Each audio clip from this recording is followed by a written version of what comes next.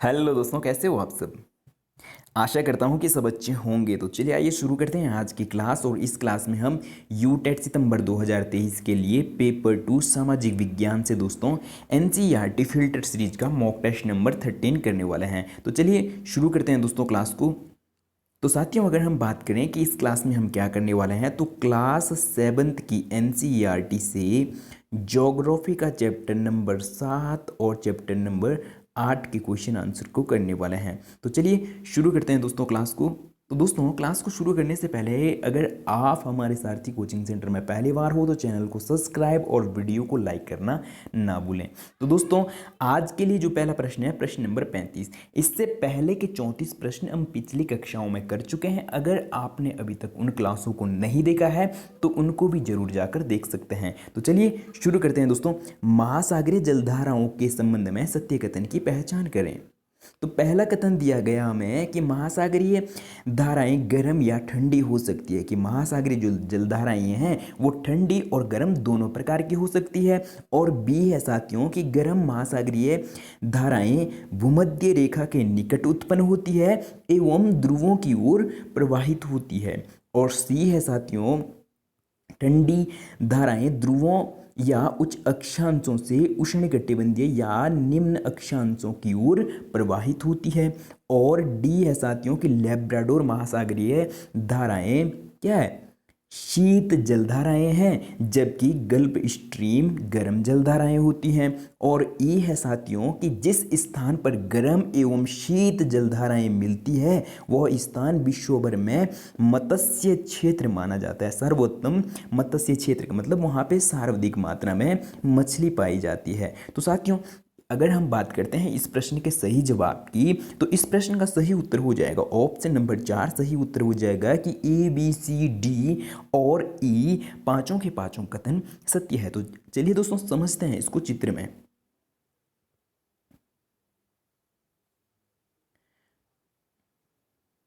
तो दोस्तों, जब तक आप चित्र को देख रहे हैं तब तक आपको अपनी जो वीडियो की क्वालिटी है, वीडियो की क्वालिटी को थोड़ा सा बढ़ा लेना है, ठीक है। तो साथियों, अगर हम बात करते हैं जो शीत जलधाराएं हैं उनको नीले पेन से दिखाया गया है, जो आपको ये नीला दिख रहा होगा, ठीक है। और अगर हम बात करते हैं दोस्तों किसकी, गर्म जलधाराओं की, तो दोस्तों उनको लाल पेन से दिखाया गया है, ठीक है। तो साथियों, ये है भूमध्य रेखा।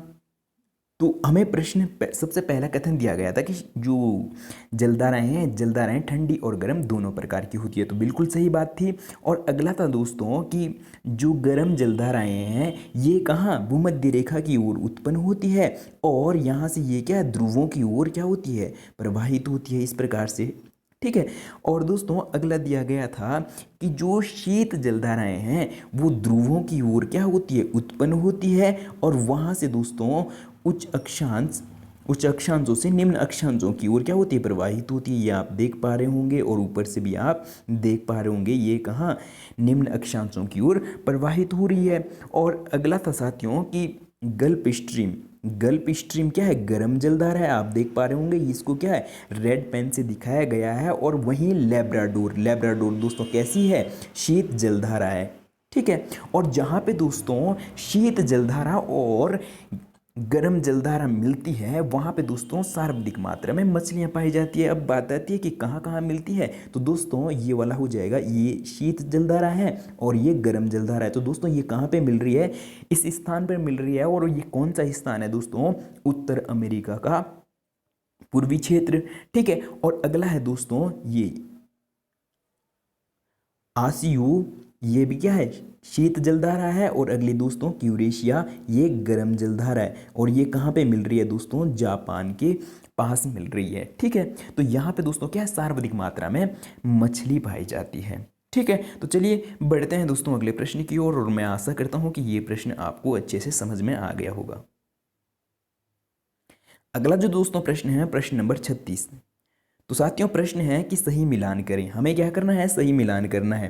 तो साथियों अगर हम बात करते हैं कैस्पियन सागर, तो दोस्तों कैस्पियन सागर क्या, एक विशालतम झील है। और ज्वार भाटा दोस्तों जल में आवधिक चढ़ाव एवं उतराव को क्या कहा जाता है, ज्वार भाटा कहा जाता है। कि जल के ऊपर चढ़ने को क्या कहते हैं साथियों, ज्वार कहते हैं, और नीचे उतरने को क्या कहते हैं, भाटा कहते हैं, ठीक है। और आगे है दोस्तों सुनामी। तो दोस्तों तीव्र भूकंप तरंगों को सुनामी। और अगर हम बात करते हैं महासागरीय धाराएं, तो दोस्तों निश्चित मार्ग में प्रवाहित होने वाली जलधाराओं को क्या कहा जाता है? महासागरीय धाराएं कहा जाता है। तो दोस्तों ये हो जाएंगे सुमेलित। ये पहले से क्या है, चारों के चारों ऑप्शन पहले से सुमेलित हैं। ठीक है, तो चलिए बढ़ते हैं साथियों अगले प्रश्न की ओर। और अगला जो दोस्तों प्रश्न है, प्रश्न नंबर 37। सामान्यतः गर्म महासागरीय धाराएं उत्पन्न होती है। तो साथियों जो गर्म महासागरीय धाराएं हैं वो कहाँ उत्पन्न होती है? अभी अभी हमने ऊपर वाले प्रश्न में जाना था कि जो गर्म जलधाराएं हैं वो कहाँ, ध्रुवों की ओर या भूमध्य रेखा की ओर, भूमध्य रेखा के निकट या ध्रुवों के निकट, या दोनों में से कोई नहीं, या उपयुक्त दोनों सत्य है। तो साथियों अगर हम बात करते हैं कि जो गर्म महासागरीय धाराएं हैं वो कहाँ, भूमध्य रेखा के निकट उत्पन्न होती है। और वहीं पे दोस्तों अगर हम बात करते हैं शीत जलधारा कहाँ उत्पन्न होती है, तो दोस्तों वो ध्रुवों की ओर उत्पन्न होती है, मतलब ध्रुवों के निकट उत्पन्न होती है, और ये भूमध्य रेखा के निकट उत्पन्न होती है। ठीक है, तो दोस्तों इस प्रश्न का सही उत्तर हो जाएगा ऑप्शन नंबर बी। चलिए बढ़ते हैं अगले प्रश्न की ओर। अगला जो साथियों प्रश्न है ये बहुत बहुत इंपॉर्टेंट प्रश्न है। तो दोस्तों प्रश्न है कि शंकुधारी वन होते हैं। ठीक है, हमें कथन ए दिया गया है कि उत्तरी गोलार्ध के उच्च अक्षांशों 50 डिग्री से 70 डिग्री में भव्य शंकुधारी वन पाए जाते हैं। और बी है साथियों कि इन्हें टैगा भी कहते हैं। और सी है कि ये लंबे नरम काष्ठ वाले सदाबहार वृक्ष होते हैं। इन वृक्षों का उपयोग लुगदी बनाने, अखबारी कागज बनाने, माचिस पैकिंग के लिए, बक्से बनाने के लिए इनका उपयोग किया जाता है। और इनके जो साथियों वृक्ष दिए गए हैं कि इन वनों के प्रमुख वृक्ष चीड़, देवदार। तो साथियों अगर हम बात करते हैं इस प्रश्न के सही उत्तर की, तो इस प्रश्न का सही उत्तर हो जाएगा दोस्तों ऑप्शन नंबर 4 सही उत्तर हो जाएगा कि ए बी सी और डी चारों के चारों कथन क्या हो जाएंगे, सत्य हो जाएंगे, इसलिए ऑप्शन नंबर 4 सही उत्तर हो जाएगा। तो चलिए बढ़ते हैं साथियों अगले प्रश्न की ओर। और अगला जो दोस्तों प्रश्न है ये बहुत बहुत इंपॉर्टेंट प्रश्न है, और इससे आपको किसी भी प्रकार से प्रश्न पूछा जा सकता है। या तो आपको इसी प्रकार से सही मिलान आ जाएगा कि इनके क्या है, स्तंभ ओ को स्तंभों से मिलाइए, या आपको पूछा जा सकता है कि जो बेल्ट है, बेल्ट कहाँ का घास स्थल है और किस प्रकार का घास स्थल है, शीतोष्ण है या उष्ण है। ठीक है, तो दोस्तों हमें इस प्रश्न में क्या करने हैं, शीतोष्ण घास स्थल का क्या करना है, हमें सही मिलान करना है। तो साथियों हमें सबसे पहले दिया गया है अर्जेंटीना। तो अर्जेंटीना का जो दोस्तों शीतोष्ण घास स्थल है वो हो जाएगा पंपास। और वहीं पे दोस्तों अगर हम बात करते हैं उत्तर अमेरिका, तो उत्तर अमेरिका का हो जाएगा प्रहरी। और अगर हम बात करें दक्षिण अमेरिका, तो दोस्तों दक्षिण अफ्रीका, साथियों दक्षिण अफ्रीका की बात करें तो इसका हो जाएगा बेल्ट। और वहीं पे मध्य एशिया, तो दोस्तों मध्य एशिया का हो जाएगा स्टेपी, और ऑस्ट्रेलिया का हो जाएगा दोस्तों डान। ठीक है, तो दोस्तों ये है आपकी सही मिलान, और इनमें से दोस्तों एक ना एक प्रश्न पूछा जा सकता है, किसी के बारे में भी प्रश्न पूछ दिया जा सकता है। ठीक है, तो चलिए बढ़ते हैं साथियों अगले प्रश्न की ओर। और ये क्या थे, शीतोष्ण कटिबंधीय घास स्थल थे। बढ़ते हैं अगले प्रश्न की ओर। अगला जो साथियों प्रश्न है प्रश्न नंबर 40, उष्ण कटिबंधीय घास स्थल का सही मिलान करें। तो इससे पहले दोस्तों हमने शीतोष्ण घास स्थल को जाना, और इस प्रश्न में हम उष्ण कटिबंधीय घास स्थल को जानने वाले हैं। तो साथियों अगर हम बात करते हैं पूर्वी अफ्रीका, तो पूर्वी अफ्रीका का जो दोस्तों उष्ण कटिबंधीय घास स्थल है वो कौन सा हो जाएगा, सवाना। और वहीं पे साथियों अगर हम बात करते हैं अफ्रीका का शीतोष्ण घास स्थल, तो दोस्तों क्या था, बेल्ट था। ठीक है, और अगर दोस्तों हम बात करें ब्राजील, तो ब्राजील का जो दोस्तों उष्ण कटिबंधीय घास स्थल है वो हो जाएगा कंपोज। ठीक है, और अगर हम बात करें दोस्तों वेनेजुएला, तो वेनेजुएला का हो जाएगा दोस्तों लानोस। ठीक है, तो दोस्तों ये थे इस प्रश्न के सही मिलान। तो चलिए बढ़ते हैं अगले प्रश्न की ओर, और ये प्रश्न भी बहुत बहुत इंपॉर्टेंट है। ठीक है, इन दोनों प्रश्नों में से एक प्रश्न आपको देखने को मिलेगा ही मिलेगा इस बार के यूटेट पेपर में। ठीक है, तो चलिए बढ़ते हैं साथियों अगले प्रश्न की ओर। अगला जो दोस्तों प्रश्न है प्रश्न नंबर 41। तो दोस्तों प्रश्न है कि ध्रुवीय प्रदेशों में पाई जाने वाली वनस्पति के संबंध में सत्य कथन को चुनें। कि जो ध्रुवीय प्रदेश है ना दोस्तों, ये हो जाएगा ग्लोब, और ग्लोब पर ये भूमध्य रेखा, और ये कर्क रेखा, और ये मकर रेखा, और ये दोस्तों हो जाएगा ध्रुवीय क्षेत्र, और ये भी ध्रुवीय क्षेत्र, ये उत्तर वाला हो जाएगा और ये दक्षिण वाला। ठीक है, तो हमें प्रश्न में पूछा जा रहा है कि ध्रुवीय प्रदेशों में पाए जाने वाले वनस्पति के संबंध में सत्य कथन को चुनें। तो साथियों हमें कथन ए दिया गया है कि यहाँ बहुत ही सीमित प्राकृतिक वनस्पति मिलती है। तो साथियों क्यों मिलती है यहाँ पे, सबसे मतलब बहुत सीमित मात्रा में प्राकृतिक वनस्पति, तो दोस्तों इसलिए मिलती है क्योंकि यहाँ पे क्या है दोस्तों, ये ठंडा क्षेत्र है और यहाँ पे ज़्यादातर समय क्या है, ये बर्फ़ की चादर से ढका रहता है, उत्तर में भी और दक्षिण में भी। ठीक है, इसीलिए यहाँ पे जब ग्रीष्म ऋतु होती है तो अल्प ग्रीष्म ऋतु में क्या होते हैं दोस्तों, थोड़ा से इसमें क्या होती है, केवल काई और लाइकेन जैसी छोटी झाड़ियाँ उगती है। ठीक है, तो दोस्तों कथन बी है कि यहाँ केवल काई, लाइकेन एवं छोटी झाड़ियाँ पाई जाती है, और ये भी क्या अल्पकालिक ग्रीष्म ऋतु के दौरान विकसित होती है। ठीक है, और सी है साथियों कि इसे टुंड्रा प्रकार की वनस्पति कहा जाता है, और डी है साथियों ये वनस्पतियाँ यूरोप, एशिया, उत्तर अमेरिका के ध्रुवीय देशों में पाई जाती है। तो दोस्तों अगर हम बात करते हैं इस प्रश्न के सही उत्तर की, तो इस प्रश्न का सही उत्तर हो जाएगा ऑप्शन नंबर 4 सही उत्तर हो जाएगा कि ए, बी, सी और डी चारों के चारों कथन क्या है साथियों, सही है, इसलिए ऑप्शन नंबर 4 इस प्रश्न का सही उत्तर हो जाएगा। तो चलिए बढ़ते हैं साथियों अगले प्रश्न की ओर, और अगला जो प्रश्न हो जाएगा प्रश्न नंबर 42। तो दोस्तों प्रश्न नंबर 42 है कि इनमें से कौन सा संचार का संसाधन नहीं है। ठीक है, संचार का दोस्तों कौन सा संसाधन नहीं है। अगर साथियों हम बात करते हैं पुस्तक की, तो पुस्तक क्या है, संचार का माध्यम है। पुस्तक के द्वारा दोस्तों हम किसी के भाव विचारों को क्या है, पढ़ सकते हैं।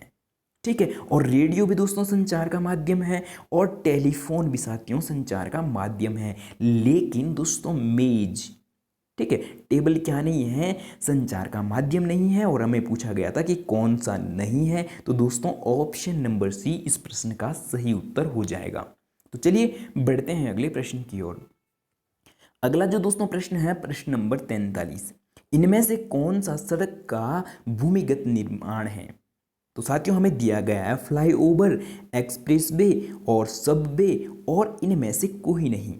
तो साथियों अगर हम बात करते हैं कि जो सड़क का भूमिगत निर्माण है उसे क्या कहते हैं, तो दोस्तों उसे सबवे कहते हैं, इसलिए इस प्रश्न का सही उत्तर ऑप्शन नंबर सी हो जाएगा। तो चलिए बढ़ते हैं साथियों अगले प्रश्न की ओर। अगला जो दोस्तों प्रश्न है प्रश्न नंबर 44।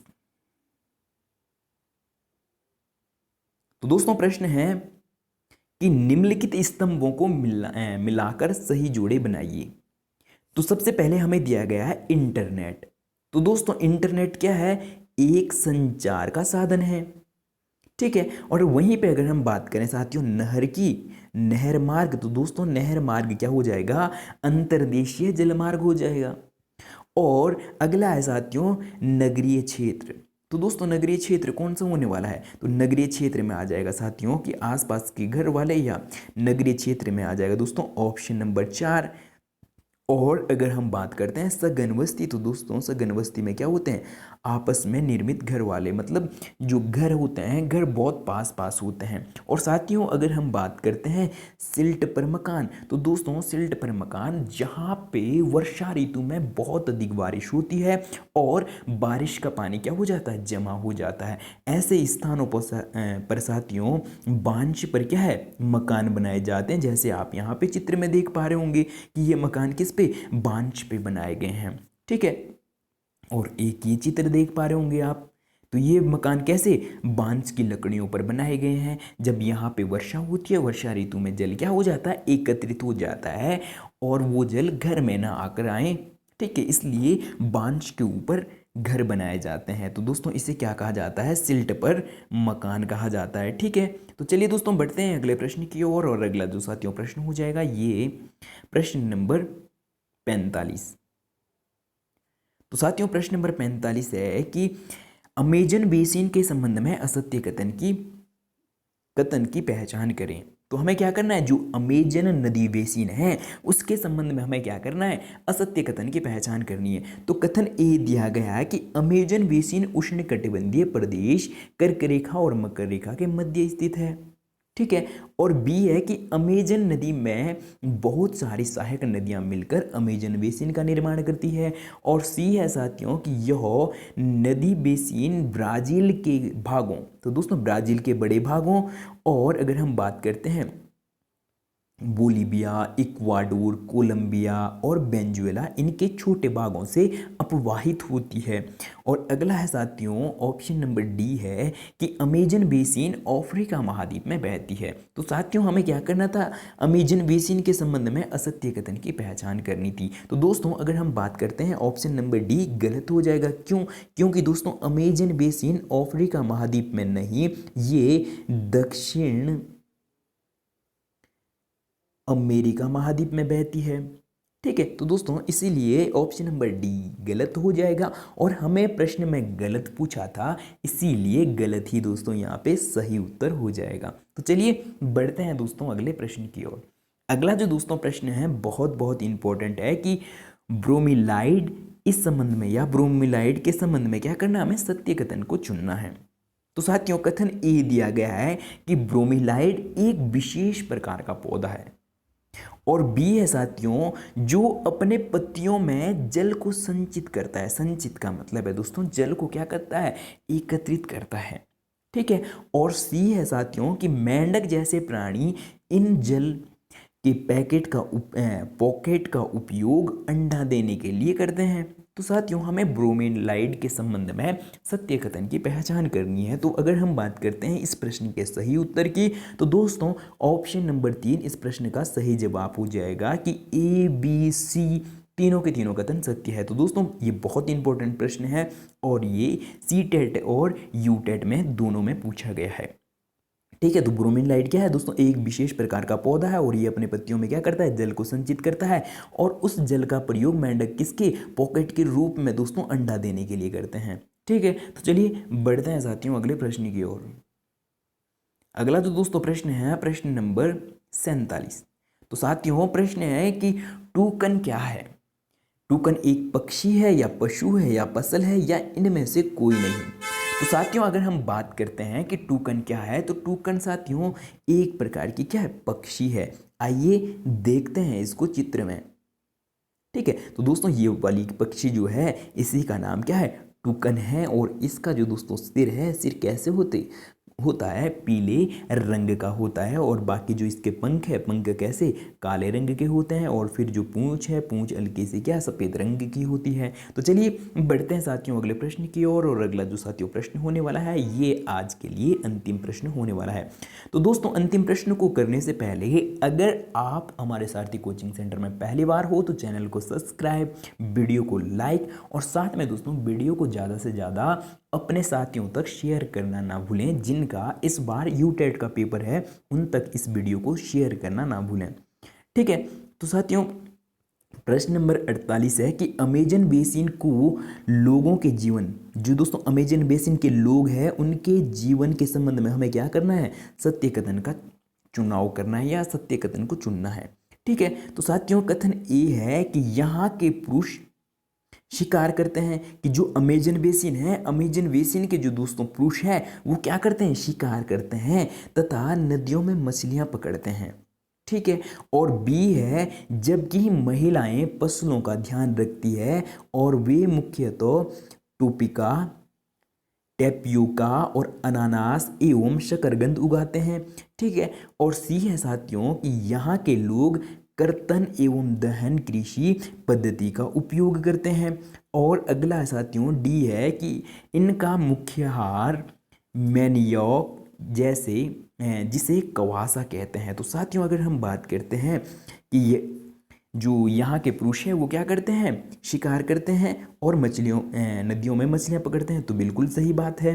ठीक है। और दोस्तों यहाँ की महिलाएं क्या करती है, महिलाएं दोस्तों क्या करती है, महिलाएं फसलों को उगाती है और साथ में क्या करती है, जैसे मुख्य फसलें कौन सी हो जाएगी, टोपियोका, अनानास और शकरकंद हो जाएगी। और साथियों अगर हम बात करते हैं सी कथन की, कर्तन एवं दहन कृषि का मतलब है जिसको दोस्तों हमारे यहाँ किसके, झूम कृषि के नाम से जाना जाता है। अब बात आती है कि झूम कृषि या कर्तन और दहन कृषि किसे कहते हैं। तो दोस्तों जब जंगल वाले क्षेत्र में जो झाड़ियाँ हैं और जंगल को साफ करके और उन झाड़ियों को सुखाकर उनमें आग लगा दी जाती है और फिर उनमें वहाँ पे कृषि की जाती है। जब तक उस भूमि में क्या रहती है, उर्वरक क्षमता रहती है, तब तक वहाँ कृषि की जाती है और फिर वही तरीका और या यही प्रक्रिया अगले जगह अपनाई जाती है। ठीक है, तो दोस्तों इस प्रकार की कृषि को ही क्या है, कर्तन एवं दहन कृषि या झूम कृषि कह सकते हैं।